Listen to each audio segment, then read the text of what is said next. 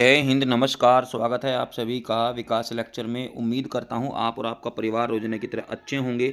और दोस्तों, जैसे कि आपने देख ही लिया होगा, भौतिक विज्ञान 2024, हाँ जी, भौतिक विज्ञान 2024 को लेकर के ही ये मैं वीडियो लेक्चर बना रहा हूँ। और यहाँ पर मैं आपको कोई क्वेश्चन सोल्व नहीं करवाऊँगा, केवल आपको इम्पोर्टेंट बात वो बताने वाला हूँ जी। आपका जो पेपर है बहुत ज़्यादा इजी आपको बोर्ड एग्जाम में लगे, और ऐसे बच्चे जिनके ज़्यादातर कुछ याद भी नहीं है, वो भी क्वेश्चन को किस तरह से वहाँ पर हैंडल करेगा, और जो न्यूमेरिकल वाले सवाल होंगे उनको आपको कैसे पढ़ना है, कैसे उनको हल करना चाहिए। तो मैक्सिमम नंबर आपके कुल मिलाकर के भौतिक विज्ञान में 70 में से उम्मीद करूँगा कि आपके कम से कम 15 से 20 नंबर केवल इसी वीडियो से जो है बन जाएंगे। और जिन बच्चों की थोड़ा नॉर्मल तैयारी भी है तो 50 से 60 नंबर तक उनके पहुंच सकते हैं केवल इसी वीडियो लेक्चर से। हाँ जी। और एक बात मैं आपको पहले ही क्लियर कर दूं, ये जो हमारे पास क्वेश्चन पेपर रहने वाला है प्रतिदर्श प्रश्न पत्र 2023 को लेकर के, यहाँ पर कुछ क्वेश्चन मैंने ऐसे भी लिए हुए हैं जो मॉडरेट क्वेश्चन हैं। तो मॉडरेट क्वेश्चन यहाँ पर भौतिक विज्ञान के पेपर में जो है आपको देखने को मिलते हैं। ज़्यादातर बच्चों के मन में एक सवाल रहता है कि सर, ये जो हमारे पास निर्देश दिए गए हैं कि इनको हमें यहाँ पर कैसे पढ़ना है, कैसे इनको हैंडल करना है, सारी बातचीत इसी लेक्चर में होंगी। और दूसरा, जो आपके मैक्सिमम नंबर है वो इसी प्रश्न पत्र के माध्यम से जो है बन जाएंगे। ठीक है, तो वीडियो को लास्ट तक देखना है, बीच में स्किप नहीं करना। आपकी कम से कम टाइम का पूरा ध्यान रखा गया है कि कैसे आपको वहाँ पर एग्ज़ाम में जो है अपना जोरदार प्रदर्शन करना है। ठीक है, तो चलिए शुरू करते हैं वीडियो को। तो दोस्तों, मेरे पास एक प्रतिदर्श पेपर है 2023 का है हालांकि, लेकिन हम यहाँ पर केवल इसको पढ़कर आपको ये फंडा बता रहे हैं कि आपको पेपर को कैसे हैंडल करना है कि आपके अधिकतम नंबर आ जाएं। और कौन कौन से डेरिवेशन हैं जो आपको पेपर में ज़्यादातर मिलते हैं, परिभाषा और मात्रक वाले सवाल पर भी हम यहाँ पर गौर करेंगे। ठीक है बच्चों, तो यहाँ पर प्रारंभ के 15 मिनट पढ़ने वाले हैं। ये तो यार नॉर्मल बात है, खंड में 5 खंड, इस प्रश्न पत्र में 5 खंड है। ठीक है, तो खंडों से भी ये तो निर्देश हैं, नॉर्मली निर्देश तो आपको पता ही है। चलिए बात करते हैं सीधे प्रश्न की। देखिए बच्चों, ये जो हमारा खंड ए है, विद्युत फ्लक्स का मात्रक होगा। कई बार भौतिक विज्ञान के पेपर में बच्चा यहाँ कन्फ्यूज हो जाता है कि आपने पूरे साल जो है विद्युत पढ़ा, लेकिन अब यहाँ पर आपको विद्युत मिल रहा है, या फिर आपने विद्युत ऐसा पढ़ा होगा अपने भौतिक विज्ञान में, लेकिन आपको विद्युत मिल रहा है ऐसा लिखा हुआ। तो आपको ज़्यादा कन्फ्यूज नहीं होना है पहली बार। और बच्चों, आप लोगों को ज़्यादा, जो हमारे पढ़ने वाले बच्चे हैं जिन्होंने पूरे साल पढ़ा, ठीक है, तो उनको मैं बता दूं, जब भी वे कोई क्वेश्चन करते हैं मात्रक वाला, तो उनको ज़्यादा जल्दी नहीं करनी। पहला सवाल, ज़्यादा जल्दी नहीं करनी। ज़्यादा जल्दी करोगे तो दिक्कत आ जाएगी भाई। आपको कोई भी प्रश्न करने से पहले थोड़ा सा धैर्य बना करके रखना है, क्योंकि अगर भौतिक विज्ञान में मान लीजिए मात्रक वाला सवाल है या फिर विमेय सूत्र वाला सवाल है, तो बच्चे क्या करते हैं ज़्यादातर केस में, जैसे एम के ऊपर 0 दे दिया, एल टी की माइनस की 1। मान लीजिए ये मेरे पास एक ऐसा समझ लीजिए कि मेरे पास ये विस्थापन का जो है, ठीक है, ये विस्थापन का वी में सूत्र है। अब बच्चा क्या करता है कि इसके ऊपर 0 दिया हुआ है, इसको वैल्यू नहीं देता है, तो कई बार जल्दबाजी में बच्चा जो है इसको गलत ऑप्शन में चुन लेता है, और जबकि इसका राइट ऑप्शन यही है बच्चों। ठीक है, समझ में इतनी बात। तो मैंने कहा आपको कि कई बार जब आप जल्दबाजी में क्वेश्चन करते हो तो जल्दबाजी में क्वेश्चन नहीं करना। ठीक है, क्वेश्चन को कई कई बार पढ़ना है। अगर क्वेश्चन आपके समझ में नहीं आ रहा तो मैक्सिमम आप 3-4 बार भी पढ़ सकते हो। तो पढ़ने मात्र से ही भौतिक विज्ञान का पेपर जो है आपका इजी हो जाएगा। ठीक है, अब जैसे विद्युत फ्लक्स का मात्रक है, मान लीजिए किसी बच्चों पे आ नहीं रहा। अब ये जो यहाँ एक्स लिखा हुआ, एक्स नहीं है, गुणा का निशान है। तो कहीं ज़्यादातर केस में अगर आपको कोई ऑब्जेक्टिव क्वेश्चन का सोल्यूशन नहीं पता, तो तरीका केवल एक ही है, तीसरा या फिर दूसरा ऑप्शन आपको छांटना चाहिए वहाँ पर। ठीक है, ये तो न्यूमेरिकल, ये तो ऑब्जेक्टिव क्वेश्चन है, इसमें तो कोई ट्रिक है ही नहीं। तो 5 क्वेश्चन तो आपको नॉर्मली यही मिलने हैं। चलिए बात करते हैं मेरे पास क्वेश्चन नंबर 2 का क्या है। अब ऐसे क्वेश्चन जिसमें सपोज करो आपसे पूछा गया है विशिष्ट चालकता के मात्रक के लिए सूत्र और मात्रक लिखिए। ठीक है, विशिष्ट चालकता के लिए सूत्र और मात्रक यहाँ पर लिखना है, और 1 नंबर का ये सवाल आपसे पूछ रहा है। लेकिन मेरे लाल, आपने क्या पढ़ा विशिष्ट चालकता में? आपने क्या पढ़ा विशिष्ट चालकता में? सपोज करो आपने इसका परिभाषा पढ़ लिया, लेकिन आपको उसका मात्रक या सूत्र नहीं पता है। ठीक है, तो अब क्या करोगे, आप हेडिंग बनाओगे सबसे पहले तो। ठीक है, आप क्या करोगे, आप हेडिंग बनाओगे विशिष्ट चालकता, और आप ऐसे लिखोगे कि विशिष्ट चालकता के लिए हमारे पास कुछ महत्वपूर्ण बिंदु निम्नलिखित है। ठीक है, आपको हेडिंग बनाना है विशिष्ट चालकता के लिए कुछ महत्वपूर्ण बिंदु निम्नलिखित है, और वहाँ पर आपको इन्वर्टेड कॉमाज में सुंदर सा क्या करना है, इसका परिभाषा जो है वो लिख देना चाहिए, और इसको इन्वर्टेड कॉमाज में आप क्या कर दोगे, बंद कर दोगे। पहली बात, ठीक है, क्लियर है। अब चूंकि उससे उसने आपसे सूत्र पूछा था, मात्रक पूछा था, और सूत्र और मात्रक आपके याद नहीं है, तो अगर कोई बच्चा इसकी परिभाषा भी लिख लेता है ना, तो भी आपको कुछ ना कुछ मार्क्स वहाँ पर दे सकता है टीचर्स। लेकिन इस बात का आपको ध्यान रखना चाहिए, जो क्वेश्चन आपको अच्छी तरीके से आता है, चाहे वो क्वेश्चन आपका शुरू से ही हो, चाहे वो क्वेश्चन आपका लास्ट से हो, ठीक है, 5 नंबर से, 3 नंबर से, 2 नंबर से, कहीं से भी आपका सवाल हो, प्रश्न पत्र का वही प्रश्न संख्या डाल करके आप लोग कोई सा भी प्रश्न कहीं भी कर सकते हो, कोई दिक्कत नहीं होगी। लेकिन मेरे लाल इतना ध्यान रखना है कि क्वेश्चन कोई सा भी छोड़ना नहीं है, सारे क्वेश्चन एग्जाम में आपको करने हैं सॉल्व, ठीक है। और इस बात का भी पूरा ध्यान रखिएगा, अगर कोई प्रश्न नहीं आ रहा है लेकिन उस प्रश्न से संबंधित आपको कुछ भी चीज़ याद है, सपोज करो इसका मात्रक सूत्र पूछा था लेकिन आपको ये नहीं पता, तो फिर आप इसकी परिभाषा जो है वहाँ पर दे सकते हो। क्लियर है इतना बात? ठीक है, समझ में आया? चलो नेक्स्ट क्वेश्चन देखते हैं। सीधे दो समांतर अनंत लंबाई के धारावाही चालकों के प्रति एकांक लंबाई पर लगने वाले बल का व्यंजक ज्ञात कीजिए। अब बच्चों आपने कहा सर ये तो हमें पता ही नहीं है कि दो हमारे पास प्रति एकांक लंबाई के सीधे क्या हैं, दो तार हैं, और इनमें जो है बल लगने वाले बल का सूत्र हमें प्रति एकांक लंबाई यानी कि F/L का जो सूत्र होता है आपको याद होगा, तो उसमें जो है हमें एक व्यंजक निकालना होता है जिसमें धारा बह रही होती है I, ठीक है, और इस पर जो है इसके दूसरे तार में भी इसमें कुछ ना कुछ धारा बह रही होगी, तो इसके लिए हमें यहाँ पर व्यंजक सोल्व करना होता है। हालांकि इसमें केवल सूत्र पूछ रहा है तो सूत्र लिख सकते हो, लेकिन सवाल फिर यही है कि सर हमें सूत्र याद नहीं है, तो फिर हम क्या करेंगे भाई? आपको सूत्र अगर याद नहीं है तो सीधे दो चालक तार दे रखा है, क्या दे रखा है? सीधे दो चालक तार। अब आपको वहाँ पर ट्रिक क्या लगाना है, ट्रिक समझो। अब आपको ये याद नहीं है कि हमारे पास इसका जो बल का जो सूत्र है वो याद नहीं है, लेकिन धारावाही चालक तार क्या होते हैं? ये दो अनंत लंबाई के। अब जो पर्सन आप पढ़ रहे हो उस पर्सन का तो मतलब समझ में आ ही रहा होगा ना।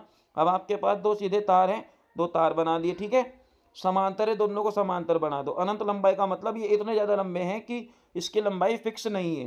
देखो मैं पर्सन को ही पढ़ूंगा और पर्सन को पढ़कर ही सारी चीज़ अरेंज कर लूँगा, काफ़ी मेरी उत्तर पुस्तिका भी भरेगी और मैं जो भी बात बताऊँगा सही भी रहेगी लेकिन गलत भी नहीं होगी, ठीक है। तो गलत भी नहीं होगी लेकिन जो उसने पूछा है वो भी नहीं होगी। तो इसमें मैं क्या करूँगा, पर्सन को पढ़ के जो भी मुझे समझ में आ रहा है ना मैं वही लिख दूंगा। दो सीधे समांतर अनंत लंबाई के दो धारावाही एक तार हैं, ये तार बना दिए, ठीक है बच्चों। अब अनंत लंबाई के हैं, इनमें धारा बह रही है, धारा बह दो, I धारा बह रही है, I1 धारा बह रही है, ठीक है।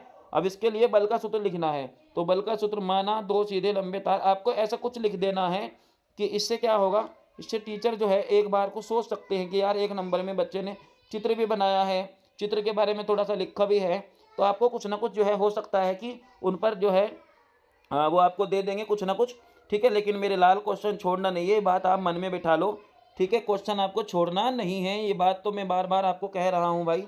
इसके बाद मेरे पास क्वेश्चन नंबर जो गया है, 10 ओम प्रतिरोध तथा 10 हेनरी परिरक्त की एक कुंडली को 50 वोल्ट की बैटरी से जोड़ा गया है, कुंडली में संचित ऊर्जा का मान ज्ञात कीजिए।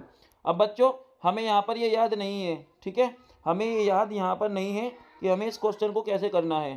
तो ऐसे केस में आप क्या करिएगा, ऐसे केस में जो है आपको क्या करना है कि 10 ओम प्रतिरोध, आपको ऐसा बनाना तो आता ही होगा, प्रतिरोध का निशान, तो 10 ओम लिख लिया, ठीक है। हेनरी जो होता है वो ऐसा होता है प्रेरक, यहाँ पे लिख दोगे आप 10 हेनरी, ठीक है, 10 हेनरी लिख दोगे। इसके बाद 10 वोल्ट की बैटरी से इसको जोड़ दिया गया है, 10 वोल्ट की बैटरी से इसको जोड़ दो, ठीक है, 10 वोल्ट यहाँ पे लिख दिया। इसमें कह रहे हैं संचित ऊर्जा का मान आप बताएं, लेकिन मेरे लाल आपसे जो है संचित ऊर्जा का सूत्र आपको नहीं पता है, तो ऐसे केस में आप संचित ऊर्जा का मान कैसे निकाल लोगे? तो आपको यहाँ पर ऐसा डायग्राम बना दिया पर्सन को पढ़ करके, कोई दिक्कत नहीं है ना। और अगर आपको सूत्र याद है तो बहुत अच्छी बात है, अगर आपको सूत्र याद नहीं है तो इतना आप वहाँ पर छोड़ सकते हो, कोई दिक्कत? कोई दिक्कत? अभी तक मैंने आपको कुछ भी याद करने के लिए जो है नहीं कहा है, ठीक है, समझ में इतनी बात, ठीक है। इसके बाद देखते हैं मेरे पास क्वेश्चन नंबर घ में क्या कह रहा है, क्रांतिक कोण की परिभाषा लिखिएगा। अब क्रांतिक कोण जो है क्राइटिकल एंगल, अब इसकी परिभाषा बच्चों के मान लीजिए याद नहीं है, लेकिन अगर मैं आपको बता दूं, क्रांतिक कोण जैसी घटना जो होती है मेरे लाल, जैसे आसमान का रंग नीला होना, या फिर जो जंगलों में जो होज होते हैं पानी भरने वाले, उसमें आपने देखा होगा कि हम उसमें अपना चेहरा देख सकते हैं, मतलब जैसे पूर्ण आंतरिक परावर्तन का नाम आपने सुना हो, ठीक है। तो क्रांतिक कोण कुछ कुछ उसी तरह का है। लेकिन आपको अगर कोई परिभाषा याद नहीं आ रही, लेकिन आप ध्यान रखिएगा कहीं ना कहीं प्रकाश के परावर्तन, पूर्ण आंतरिक परावर्तन से संबंधित ये है। अगर आप क्रांतिक कोण के बारे में नहीं जानते हो लेकिन इससे संबंधित कुछ ना कुछ जानते हो, जैसे डायग्राम वगैरह जानते हो, तो आप ये डायग्राम, ठीक है, जिसमें क्या होगा, अपवर्तन कोण का मान 90 डिग्री होगा, ठीक है। आपतन कोण का मान क्या होगा, सी के बराबर होगा, क्राइटिकल, इसलिए इसको हम सी जो है लिख करके चल रहे हैं, ठीक है। तो इसमें आपको करना क्या है, इसमें आपको इस तरह का एक डायग्राम बना देना चाहिए, ठीक है, क्योंकि परिभाषा तो आपकी याद नहीं है तो डायग्राम आप इसका वहाँ पर दे सकते हो, ठीक है। जैसे कि मेरा वीडियो बनाने का केवल यही उद्देश्य है कि आपको ज़्यादातर चीज़ मैं बिना याद करे ही यहाँ पर समझा रहा हूँ, हल करवा रहा हूँ, तो आपको यहाँ पर याद करने की कोई ज़रूरत नहीं है। आप इसका डायग्राम बना दोगे तो फिर भी आपको पूरा का पूरा 1 नंबर मिल जाएगा बच्चों, क्योंकि ये सारी बात आपके डायग्राम में यहाँ पर प्रदर्शित हो रही है, ठीक है। चलो इसके बाद देखते हैं, हमारे पास अगला क्वेश्चन है, हाइड्रोजन के प्रथम बोर कक्ष की त्रिज्या 0.53 एंगस्ट्रोम है, 0.53 एंगस्ट्रोम है। तृतीय बोर कक्षा की त्रिज्या ज्ञात कीजिए। तीसरे का मतलब जब एन का मान हमारे पास 3 हो तब बताना है। तो प्रथम के लिए एक बार एन का मान 1 रखिएगा, जब एन का मान 1 है तो त्रिज्या का मान हमारे पास 0.53 है, और जैसे ही आप एन का मान 3 रखोगे तो हमारे पास फिर तृतीय बोर कक्षा की त्रिज्या क्या हो जाएगी। अब सवाल वही है कि सर हमसे ये न्यूमेरिकल नहीं होगा। अगर ये न्यूमेरिकल आपसे नहीं होगा तो फिर आपको करना क्या है, फिर आपको जो है यहाँ पर हाइड्रोजन प्रथम बोर कक्षा, यानी कि अगर आपको बोर का कुछ याद है, आपको याद होगा कि जब हम बोर का मॉडल बनाते हैं ना, तो बोर के मॉडल में हम कुछ इस तरह का बनाते हैं डायग्राम। ये हमारे पास इस तरह का नॉर्मली डायग्राम है, ठीक है, जिसको हम KLMN से प्रेजेंट करते हैं। तो बच्चों अगर आपको याद नहीं है, उस केस में न्यूमेरिकल नहीं हो रहा है, तो आपको जो भी चीज़ इससे संबंधित समझ में आ रही है, मान लीजिए किसी की परिभाषा पूछी है लेकिन आपको उसका सूत्र याद है, मात्रक याद है, तो आप वही दे दीजिएगा। लेकिन अगर आपसे न्यूमेरिकल करवा रहा है और न्यूमेरिकल नहीं हो रहा लेकिन उसका सूत्र याद है, तो फिर आप इस सूत्र लिख दो, कोई दिक्कत नहीं है। सूत्र को डिब्बे में बंद करके लिखो, ठीक है। इस तरह का आपको जो है लास्ट में डिब्बा बनाना चाहिए। जैसे मान लो F बराबर ma है, ठीक है बच्चों। जैसे मान लीजिए E बराबर 1/4πε0 k और Q/r², ये हमारे पास एक फॉर्मूला है। तो आपको इसको डिब्बे में जो है इस तरीके से पैक करना चाहिए, ठीक है। और यहाँ पर इसका मात्रक भी जो है हमें लिखना चाहिए, मात्रक जो भी है इसका यहाँ पर लिख देंगे, ठीक है। तो ये आपको छोटी से छोटी बात जो है वहाँ पर ध्यान रखनी चाहिए, ठीक है। चलिए नेक्स्ट क्वेश्चन देखते हैं। इलेक्ट्रॉन सूक्ष्मदर्शी में त्वरक विभव के मान ज्ञात करने के लिए, जबकि इलेक्ट्रॉन का जो तरंगदैर्घ्य है वो 1 है। तो ज़्यादातर अगर आपका न्यूमेरिकल जो तैयार होता है तो ऐसे केस जिसमें आपको कुछ वैल्यू समझ में नहीं आती है, ठीक है। अगर मान लो कोई मान आपको समझ में नहीं आ रहा है तो आप वहाँ पर m का मान, q का मान, ठीक है, या फिर आप समझ सकते हो कि भैया मेरे μ0 का मान, ε0 का मान, तो कुछ भौतिक नियतांक के मान आपको पेपर के पीछे जो है देखने को मिल जाएंगे, तो वहाँ से आप उनको ले सकते हो, कोई दिक्कत नहीं है। जैसे कि सी का मान भी होता है, तो सी के मान में भी ज़्यादातर बच्चे कन्फ्यूज रहते हैं। अगर आपको कहीं वेग का मान नहीं दिया हुआ है तो वहाँ पर आपको सी का मान लिखना होता है 3×10⁸ मीटर प्रति सेकंड, तो सी का मान आप वहाँ पर टेकते हो। तो ये छोटी से छोटी बात भी जो है आपको ध्यान रखनी है मेरे लाल, ठीक है। अब आपने कहा सर इलेक्ट्रॉन सूक्ष्मदर्शी तो हम जानते हैं, लेकिन इसमें विभव का मान ज्ञात करवा रहा है, लेकिन हमें ये सूत्र याद नहीं है। तो विभव का यहाँ पर आपको जो भी सूत्र याद है वो आप दे सकते हो, ठीक है। तो आपको जो भी इसका सूत्र याद हो वही आप यहाँ पर लिख सकते हो, कोई दिक्कत नहीं है। चलिए इसके बाद मेरे पास अगला सवाल कह रहा है, तीसरे के क में 6 ओम के मोटे तार को खींचकर इसकी लंबाई को दुगना कर दिया जाता है, तार के नया प्रतिरोध का मान ज्ञात कीजिए, ठीक है। अब जो मेरे पास एक फॉर्मूला होता है, हालांकि यहाँ पर तो मैं आपको याद करने के लिए नहीं कह रहा, लेकिन आपको मैं बता दूं, आपके पास 6 ओम का एक मोटा जो है तार है, ठीक है। तो 6 ओम का एक मोटा तार है। अब इस मोटे तार को क्या करना है, खींचना है, और खींच करके इसको लंबा कर देना है। तो नए प्रतिरोध का मान आपको ये कह रहा है, लेकिन वही बात है कि याद तो नहीं है, लेकिन आपको प्रतिरोध की डेरिवेशन याद होगी, प्रतिरोध का परिभाषा, प्रतिरोध का मात्रक, प्रतिरोध के बारे में आपको कुछ तो याद होगा। तो जो भी प्रतिरोध के बारे में आपको नॉलेज हो, प्रतिरोध के बारे में जो भी आप चीज़ें जानते हो, वो यहाँ पर आप 2 नंबर के हिसाब से, यानी कि कम से कम एक साइड अपनी उत्तर पुस्तिका का एक साइड इसके बारे में जो है भर सकते हो, कोई दिक्कत नहीं है। पेज को जो है साफ सुथरा करके लिखना है, ठीक है, ताकि एग्जामिनर को ये ना लगे कि बच्चे ने मेरा बेवकूफ़ बना दिया। तो पेज को जो है आपको साफ सुथरा लिखना है, वहाँ पर गंदगी नहीं फैलानी है, और कोशिश ये करनी है कि जो हमारा क्या होगा, जो अगर हम रफ कार्य करेंगे, क्या करेंगे भाई, रफ कार्य अगर करेंगे तो रफ कार्य हमारा उत्तर पुस्तिका का यहीं उसी साइड में हो। जैसे मान लीजिए आपने न्यूमेरिकल करा, यहाँ ये उत्तर पुस्तिका का पेज है, तो यहीं पे आप रफ कार्य लिख दो, रफ कार्य, और उसको जो है यहीं पे सोल्व कर दो, कोई दिक्कत नहीं है। ऐसा तो है नहीं कि आपसे बिल्कुल कुछ आता ही नहीं है, तो आपको जो भी चीज़ आती है रफ कार्य, यहाँ पर हेडिंग बना देंगे रफ कार्य और उसको यहीं करेंगे। इससे क्या फ़ायदा होगा, इससे फ़ायदा ये होगा कि टीचर जो है आपके रफ कार्य को देखकर ये आइडिया लगा लेते हैं कि बच्चा पढ़ने वाला है, यानी कि बच्चे पर गुणा भाग जोड़ घटा ये सब चीज़ें भी आती है, और इस तरीके से वो आपको कुछ ना कुछ नंबर जो है वो दे सकते हैं। क्योंकि बहुत से बच्चों पे तो बच्चों 12वीं क्लास में जाकर के गुणा भाग भी नहीं होती है ठीक से, तो आपने जो भी यहाँ पर गुणा भाग किया वो टीचर के सामने होगा, तो टीचर आपको कुछ ना कुछ एक एक डेढ़ 2 नंबर कुछ ना कुछ आपको जो है दे करके आगे बढ़ेंगे। ठीक है, समझ में आया? तो रफ कार्य भी आपको कहाँ कहाँ करना है ये आप ध्यान रखेंगे। ठीक है, अगला प्रश्न आपके सामने तीसरे का गय में कह रहा है, किसी प्रिज्म के अल्पत विचलन कोण 30 डिग्री है, प्रिज्म के प्रथम अपवर्तक पृष्ठ पर अपवर्तन कोण 30 डिग्री है, प्रिज्म के पदार्थ का अपवर्तनांक जो है वो ज्ञात कीजिएगा।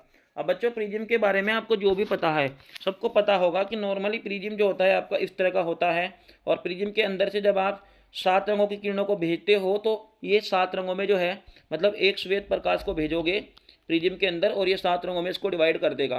तो बच्चों प्रिज्म शब्द आपने देख लिया, तो प्रिज्म के बारे में जो भी आपको नॉलेज हो, जो भी आपको जानकारी प्रिज्म के बारे में हो, सारी बात लिखो निसंकोच। भाई उनसे तो बढ़िया है, किनसे? उन बच्चों से तो आप बढ़िया हो जिन्होंने गाना लिखा था, कम से कम आप गाना तो नहीं लिख रहे हो, टीचर को बेवकूफ़ नहीं बना रहे हो। ठीक है, तो जो भी आपको याद हो वो आप यहाँ पर लिख सकते हो। नॉर्मली मैं आपको बता दूं, जिन बच्चों पे न्यूमेरिकल नहीं आते बिल्कुल भी, वो यहाँ पर क्या करेंगे, वो सूत्र भी यहाँ पर जो है लिख सकते हो। ठीक है, सूत्र लिख सकते हो, या प्रिज्म के बारे में आप जो भी जानते हो कि जी ये इस तरह का समतल वाला जो भाग होता है वो प्रिज्म होता है, इस तरह से भी आप जो है टीचर्स को समझा सकते हो, कोई दिक्कत नहीं है ना। ठीक है, इसके बाद मेरे पास नेक्स्ट क्वेश्चन है, परमाणु द्रव्यमान AMU की परिभाषा लिखिए, एटॉमिक मास यूनिट की परिभाषा लिखिए, इसका मान किलोग्राम तथा MV में लिखिए। अब बच्चों परमाणु के बारे में आप जानते हो, द्रव्यमान के बारे में आप जानते हो कि परमाणु का एक मात्रक होता है, इसके बारे में आपको लिखना है। तो इसमें आप क्या करोगे, ऐसे केस में आप क्या करोगे, आपको जो है इसका एक तो फुल फॉर्म लिख देना है। आप जो इंग्लिश वाला जो पोर्शन है, मतलब क्वेश्चन इंग्लिश में भी आपको दिया हुआ है, तो आप वहाँ से देखेंगे एटॉमिक द्रव्यमान इकाई, और आप जो है इसका क्या लिखेंगे, हेडिंग बना देंगे इसका, यही हेडिंग, और इसके बारे में जो जो भी आपको समझ में आ रहा है वो लिख देंगे। किलोग्राम का क्या मतलब है, MEV मेगा इलेक्ट्रॉन वोल्ट, अगर आपने कभी पढ़े हो तो इनके बारे में जो भी आपको पता हो वो लिख दो, कोई दिक्कत नहीं है, बना बना करके लिखना है। ठीक है ना, ज़्यादा दिमाग नहीं लगाना भाई, डरने की कोई बात नहीं है ज़्यादा, लेकिन आपको जो है ये बना बना करके लिख देना चाहिए। इसके बाद मेरे पास नेक्स्ट क्वेश्चन है, दिया गया चित्र में एमीटर A1 से A2 मापी गई धाराएं, ठीक है, A1 से A2 की नापी गई धाराएं यदि उनके प्रतिरोध नगण्य तथा पीएन संधि पर आदर्श हों, तो इसके लिए जो है आपको क्या करना है सर, इसके लिए हमें ये जो दे दिया धाराएं क्या होगी, यानी कि हमें धाराओं का मान जो है वो पूछ रहा है, इसके अंदर धारा कितनी जा रही है, इसके अंदर धारा कितनी जा रही है। आप एक बात बताओ कि यहाँ पर आप किरचॉफ का नियम भी लगा सकते हो, ठीक है, पास का नियम लगा सकते हो, और इसके बेस पर भी आप इस क्वेश्चन को कर सकते हो। अदरवाइज आपको इसका नॉलेज अगर नहीं है कि कौन सा फॉर्मूला लिखना है, तो पॉजिटिव निगेटिव यानी कि पीएन संधि के बारे में आप अगर कुछ जानते हो तो पीएन संधि के बारे में भी अपने गुरुजी को समझा सकते हो। इसके बाद हमारे पास अगला क्वेश्चन नंबर 4 का क्या कह रहा है, विभव प्रवणता से आप क्या समझते हो, इसके बीच में संबंध जो है स्थापित कीजिए विद्युत क्षेत्र से लिए। तो विद्युत क्षेत्र का जो संबंध होता है विभव प्रवणता जो माइनस में होता है, आपको याद होगा, अगर आपको वो याद नहीं है तो विभव के बारे में आप जानते होंगे, तो विभव के बारे में भी आप, विद्युत क्षेत्र के बारे में भी आप, सबके बारे में बता सकते हो। ठीक है, अदरवाइज ये सीधा सीधा क्वेश्चन है, और ये विभव प्रवणता क्वेश्चन मैं यहाँ पर इसलिए लिया हूँ क्योंकि ये क्वेश्चन जो है ज़्यादातर एग्जाम में ट्रेंड करता है, काफ़ी इंपॉर्टेंट ये क्वेश्चन है बच्चों। इसके बाद हमारे पास चौथा क्वेश्चन का क्या है, अपवाह वेग की परिभाषा दीजिए, अपवाह वेग विद्युत धारा में संबंध स्थापित कीजिए। आपने कहा अपवाह का मतलब होता है जैसे किसी प्रकार की अफवाह फैल जाती है, अनुगमन, जिसको हम क्या कहते हैं, अनुगमन वेग कहते हैं। तो बहुत ही ज़्यादा इंपॉर्टेंट क्वेश्चन है, और ये 3 नंबर का अगर है तो इसका मतलब 3 बातें आपसे वो पूछ रहा है। अपवाह वेग की परिभाषा दीजिएगा तो 1 नंबर आपको मिलेगा, और अगर आप अपवाह वेग तो धारा में संबंध करोगे तो 2 नंबर आपको मिलेगा। तो इस तरीके से 3 नंबर जो है आपका हो जाएगा। तो आप अपवाह के बारे में जो भी जानते हो ये बना बना करके भी लिख सकते हो, कोई दिक्कत नहीं है।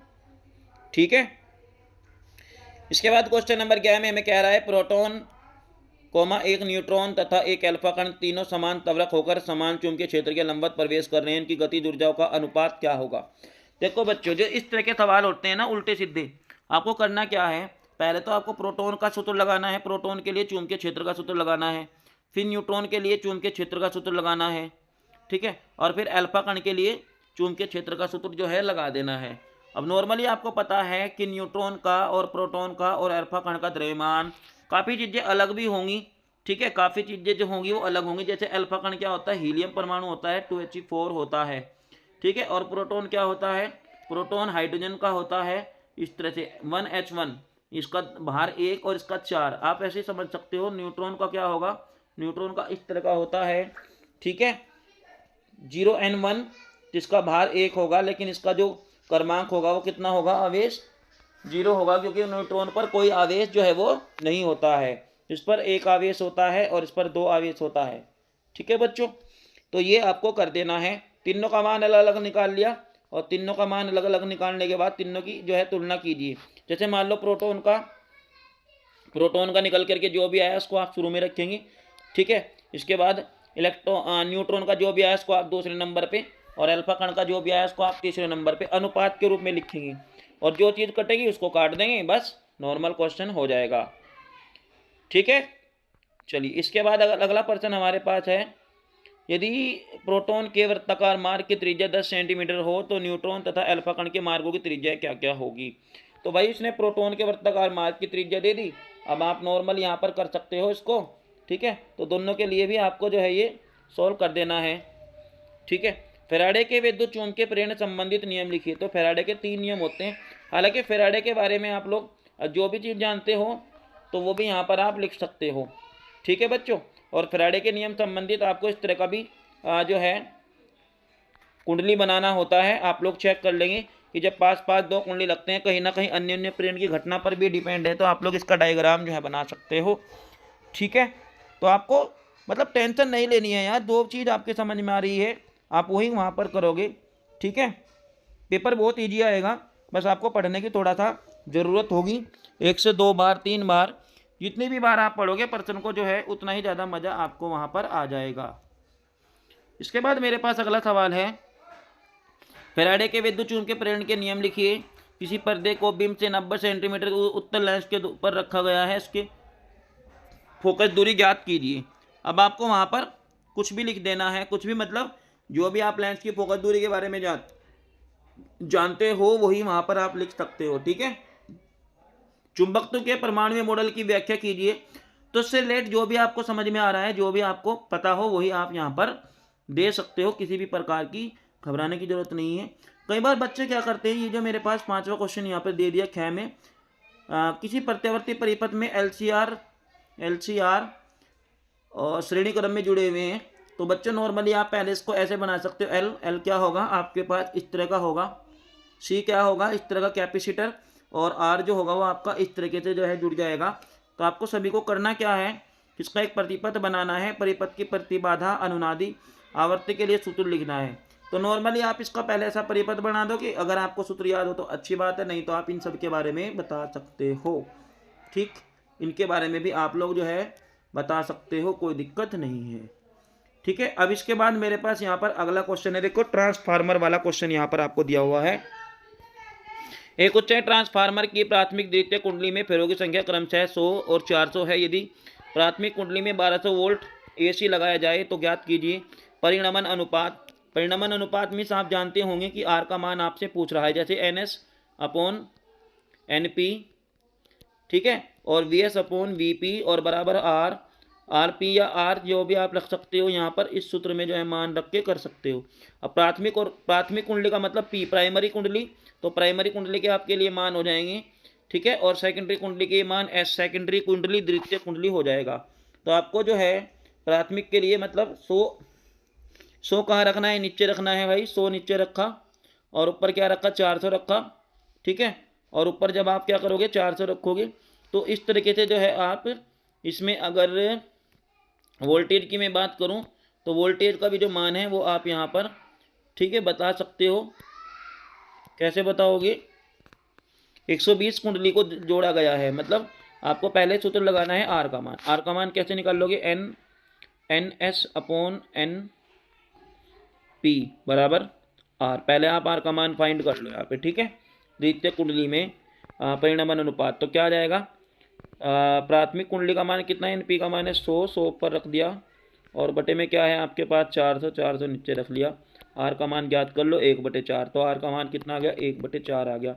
अब उसने कहा है कि प्राथमिक कुंडली में 120 की धारा लगाई जाए तो द्वितीय कुंडली में वोल्टेज का मान ज्ञात कर रहा। अब चूंकि तुम्हें पता है कि VS/VP बराबर क्या होता है, आर, सारे के सारे मान जो है भाई आप यहाँ पे रख दो। VS का मान कितना है ज्ञात करना, द्वितीय कुंडली का तो, और प्राथमिक का क्या है 120, तो VS/120 और बराबर आर का मान कितना है 1/4 है। बस गुना कर लो, निकाल लो, ठीक है।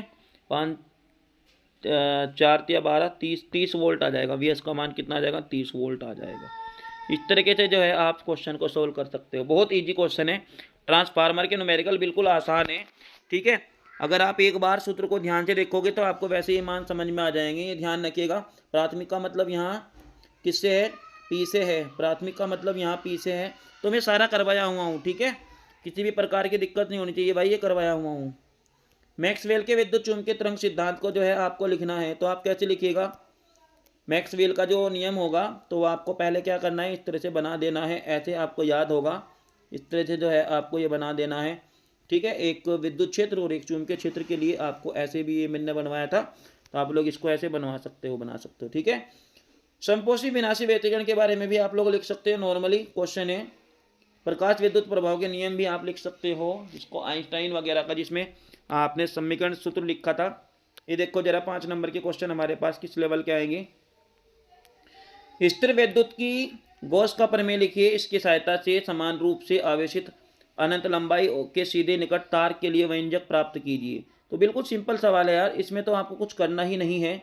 गॉस का प्रमेय लिखना है पहले, तो पहले गॉस का प्रमेय लिख दो, बच्चा बच्चा जानता है, ठीक है, बच्चा बच्चा जानता है। गॉस का प्रमेय जो होगा वो ये होगा, और आप लोग जो है क्या कर सकते हो, आप लोग इसको आराम से अनंत लंबाई का एक तार ले सकते हो, अनंत लंबाई का एक तार लेकर के इसके लिए व्यंजक निकाल सकते हो, कोई दिक्कत नहीं है। समांतर प्लेट संधारित्र का व्यंजक, भाई गॉस का जो प्रमेय है ना वो एक ऐसा क्वेश्चन है जो पेपर में आता ही आता है, इसलिए ध्यान रखिएगा, गॉस के प्रमेय से संबंधित तो आपको क्वेश्चन बनेगा ही बनेगा, मतलब पेपर में आना ही आना है, ठीक है। तो पेपर में तो यहाँ से क्वेश्चन बनता ही बनता है।